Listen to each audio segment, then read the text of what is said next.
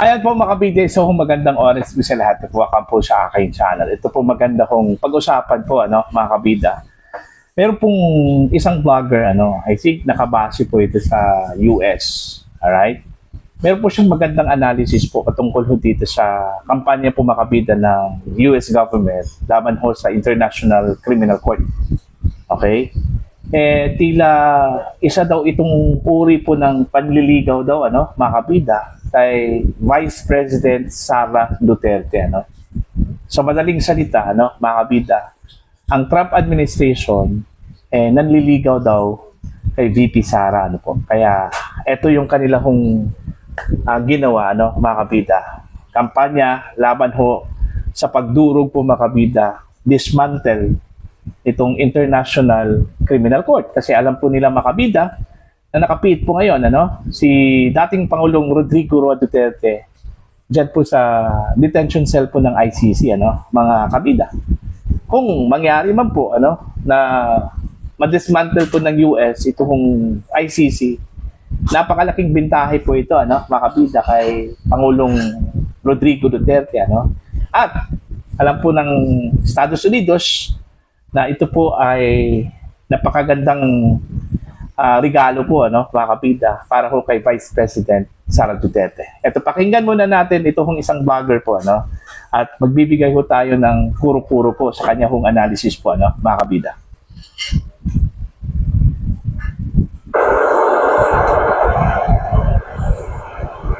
These past few days, English these past few days, baka siguro napapansin ninyo, naglabas ang Amerika ng sunod-sunod na mga pronouncement na galing kay Trump, galing kay Marco Rubio, kahit yung sa UN ambassador nila.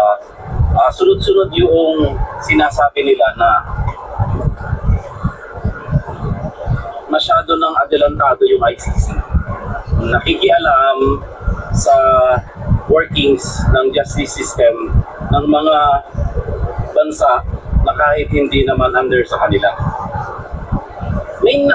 Siguro narinig nyo na rin na siguro may kinalaman kay Duterte, pero kung titignan mo yung pronouncement nila, tungkol lang sa tungkol lang sa Amerika yung sinasabi nila.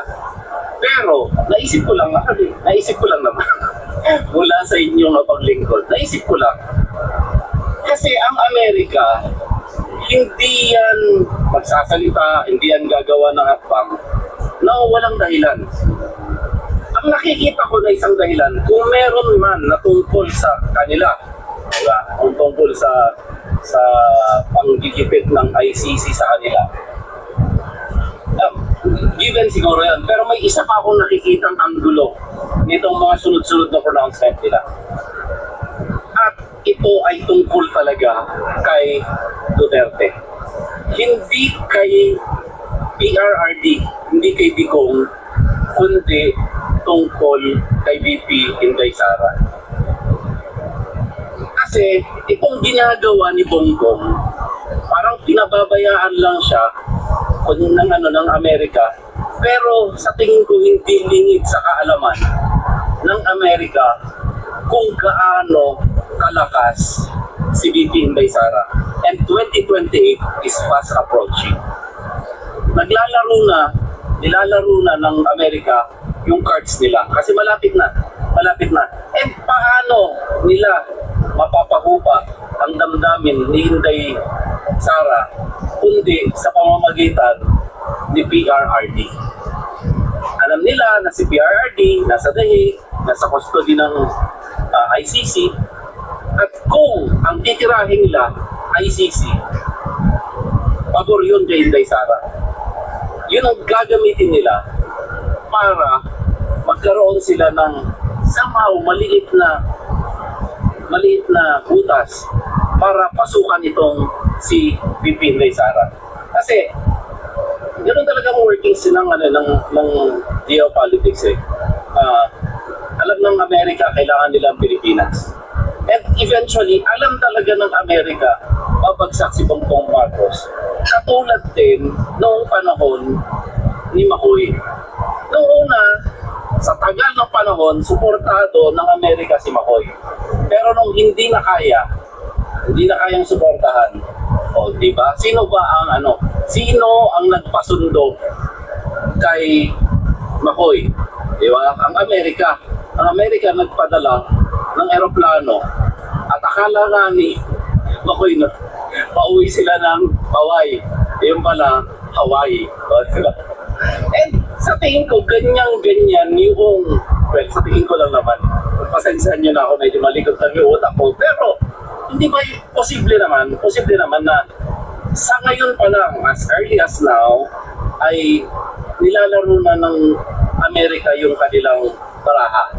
Para pagdating ng 2028, somehow at least, meron silang hinahawakan na alas para somehow merong silang puwang sa isipan ni VP Inday Sara. Kasi, tingnan nyo, kasi di ko kasi sinasabi ng marami, pro-China kasi si mga Duterte.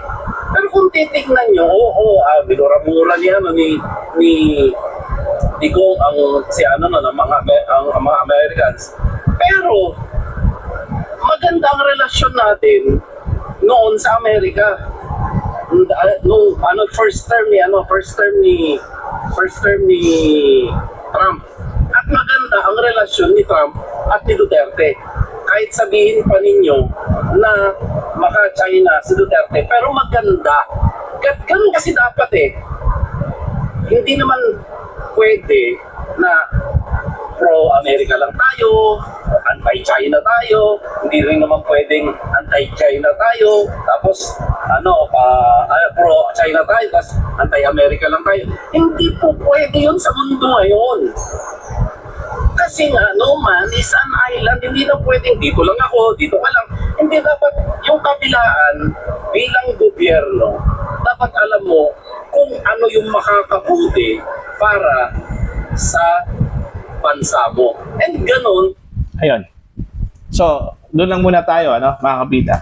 So, doon ho sa kanya analysis po, mga kabida, sa tingin po niya, isa din yon sa mga rason, na at least magkakaroon po ng leverage po, mga kabida, itong US, kay Vice President Sara Duterte. Kasi tama yung sinabi po niya, na palapit na po yung eleksyon, kung meron pong eleksyon na mangyayari sa 2028. Alam naman po natin, mga kabida, na napakalakas po ni Vice President Sara Duterte.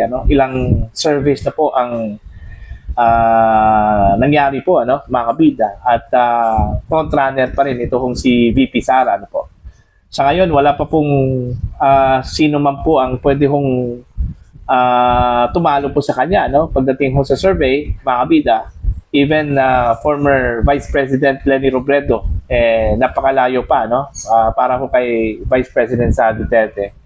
At nasisend siguro ng Amerika na tila bumabagsak po itong si PBBM in terms of trust, performance, tingin po ng mga Pilipino, mga kabida. So eventually, sa kanyang palagay, ng vlogger na yon, na babagsak po itong si Pangulong Marcos.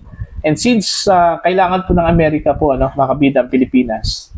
Okay, kaya ito po yung nakita ko na senaryo. Hindi lang po yung ipinaglalaban po ng Amerika para po sa kanilang mga mamamayan, para sa mga sundalo po nila, mga kabida, kundi pati rin yung sitwasyon po, mga kabida, ni dating Pangulong Rodrigo Roa Duterte. Mandakin nyo, ito yung magiging senaryo po, mga kabida. The moment na madismantle po ng US ito kung ICC. Ang tanong ko kasi dito, ano na po ang mangyayari po kay dating Pangulong Rodrigo Duterte na nakadetain po doon? Ano na po ang mangyayari doon ho sa mga iba pang mga detainees ng ICC na meron pong kinakaharap ngayon na trial, mga kabida? Alangan naman, hahayaan na lang natin sila doon ho sa detention cell, di ba? Wala na po bagsak na po ang ICC. Kung sakali man po, dismantle po ng US, mga kabida. So, malalabasin talaga nila, itong mga detainees po doon. Kasama na po si FPRRD po, mga kabida. Now, kung mangyari man po yun, mga kabida, magkakaroon po ng utang na loob po itong si VP Sara sa US, mga kabida, dahil sa kanilang ginawa. Okay, so leverage na yon, ano, para ho sa Estados Unidos. Okay, kung sakali man po, mananalo ito hong si Sara Duterte come 2028, ano, mga kabida, kung meron pong eleksyon, kasi meron kasing napabalitang no-L scenario ano, mga kabida, bilang, kumbaga, plan B daw, ano, mga kabida, ng kasalukuyang administrasyon, kung sakali man po, hindi ho ma-impeach. Okay, ma-acquit ito kung si Sara Duterte po, mga kabida, sa kinakaharap na impeachment trial po niya, no? Diyan po sa impeachment court, ano? Okay? So yun yung analysis po ni vlogger. Pero para sa akin, possible yun, ano? Mga kabida, may point po siya doon, ano? Pero para sa akin, ano, kung titingnan po natin yung history, kung bakit ganun po ka galit, ano, itong US dito sa International Criminal Court. Kung maalala po ninyo, mga kabida, nung first term, okay, ni President Donald Trump, okay, meron na pong ginawa itong ICC na ikinagalit po ni Trump. Ano po yun? Ang ICC kasi, mga kabida, nag-attempt na imbestigahan itong mga sundalong Amerikano, ano, doon ho sa gera po nila laban ho sa Afghanistan rebels. Okay, mga kabida. Yung gera po nila sa Afghanistan, yun yung attempt sana ng ICC na imbestigahan po, ano? Pero hindi ho natuloy yun kasi pumalag po itong US, ano, mga kabida. Kaya ang ginawa po ni Trump nung time na yon, naglabas po siya ng sanction against some members of the International Criminal Court. Mayroon pong ICC prosecutor, may mga judges na kanilang sinanction, ano, mga kabida. Okay? So doon ho nag-umpisa. Kaso lang nung nawala si Trump, mga kabida, doon nangyari po yung, kumbaga, pamimihasa po, mga kabida, ng ICC. Alright? Nung bumalik po si Trump, mga kabida, sa kanyang second term, okay, na-renew, okay, yung galit po, ano, ni Trump against International Criminal Court.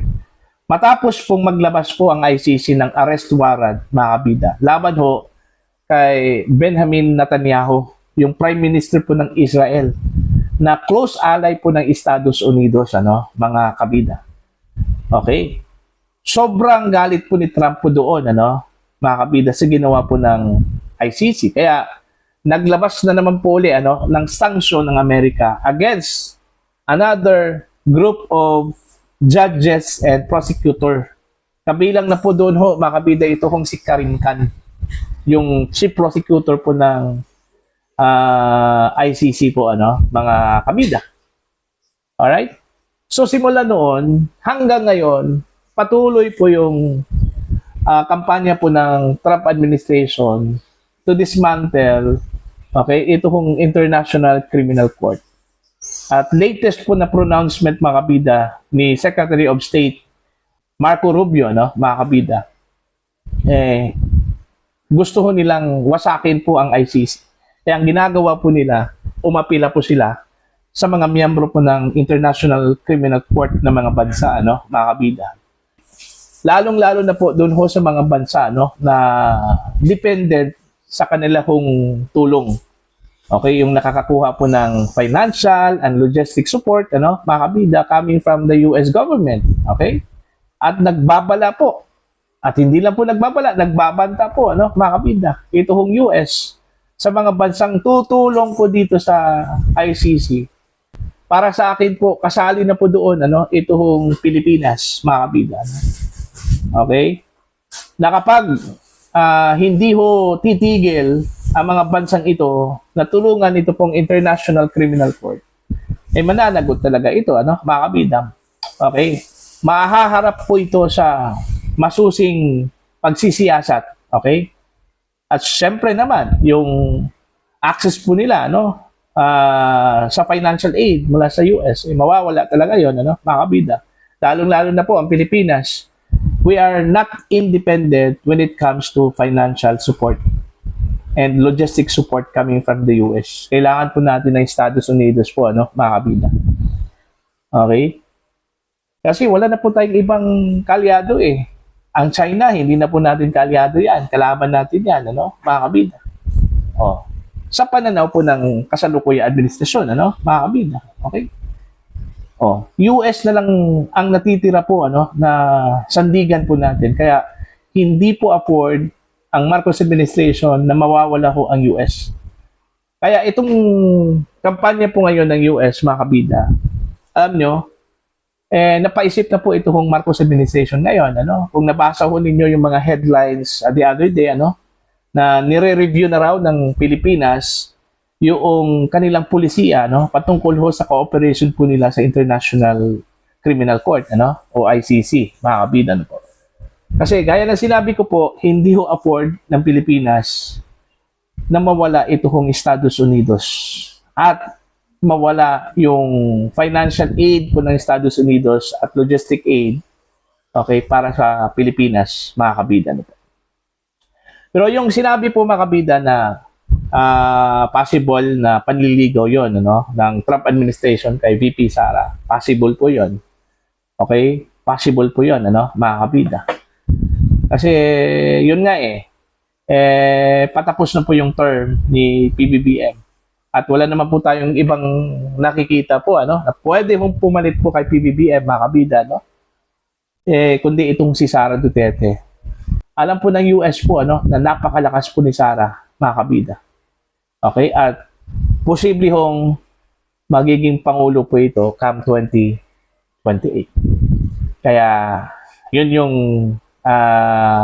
party, naging kampanya po ng US against International Criminal Court. Alright? Para po sa inyo, ano po ang inyong opinion at pananaw dito, ano, mga kabida? Please comment down. Sa mga hindi pa po subscriber po sa akin, please subscribe. Just click the subscribe button. Click the notification bell all para updated po kayong mga kabida sa aking mga uploads. Maraming salamat po sa inyo lahat.